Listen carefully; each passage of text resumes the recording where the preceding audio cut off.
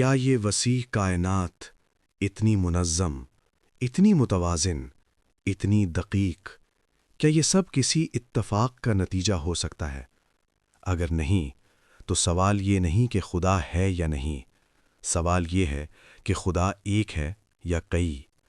آج ہم بات کریں گے ایک ایسی حقیقت کی جس پر پوری انسانیت کی نجات ٹکی ہے: توحید۔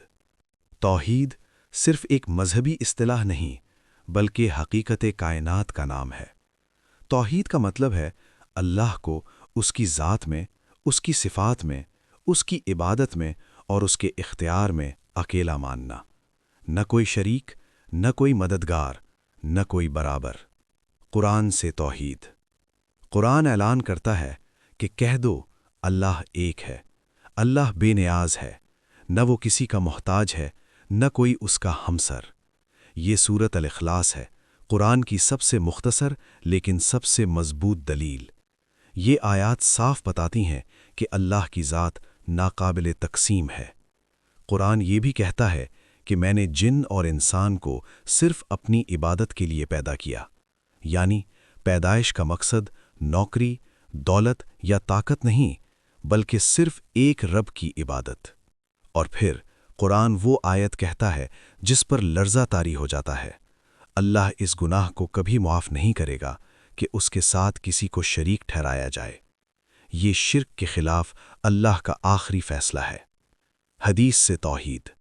جب نبی صلی اللہ علیہ وسلم نے دعوت کا آغاز کیا تو کیا فرمایا؟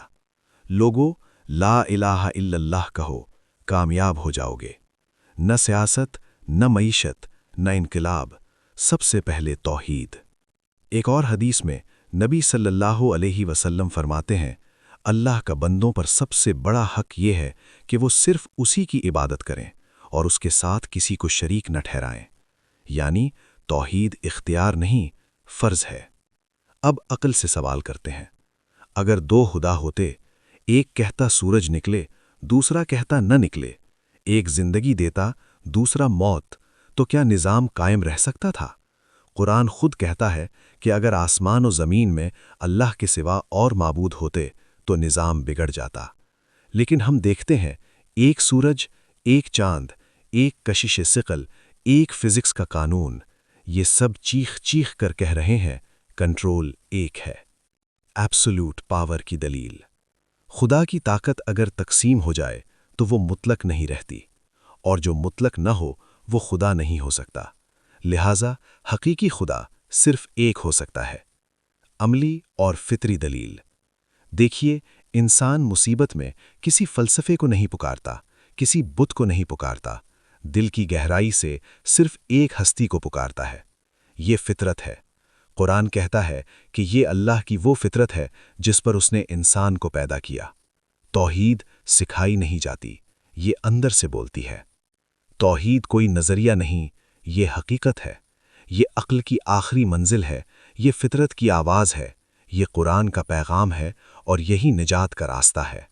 اللہ ایک ہے، وہی خالق، وہی مالک، وہی معبود، اور اسی کی طرف ہم سب کو لوٹ کر جانا ہے۔ جہاں توحید ہے وہاں اندھیرا نہیں، جہاں توحید ہے وہاں خوف نہیں، جہاں توحید ہے وہاں نجات ہے۔